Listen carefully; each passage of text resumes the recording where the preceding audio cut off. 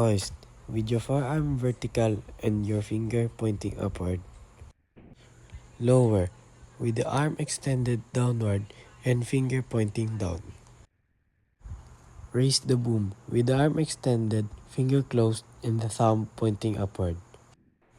Lower the boom with arm extended, finger closed, and thumb pointing downward.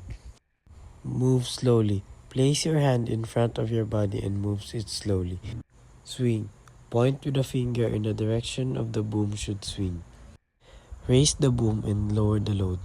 One arm extended, finger closed, thumb pointing upward. Other arm bent slightly with finger pointing down. Lower the boom and raise the load. One arm extended, finger closed, thumb pointing downward. Other arm bent slightly with finger pointing up. Stop. Both arm extended, boom down, hold the position rigidly. Dog everything. Close hand in front of the body means pause.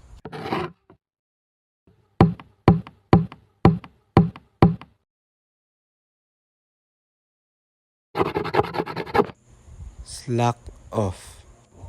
Make fast. Let go or cast off. Stop. Heave or hoist slowly. Heave away.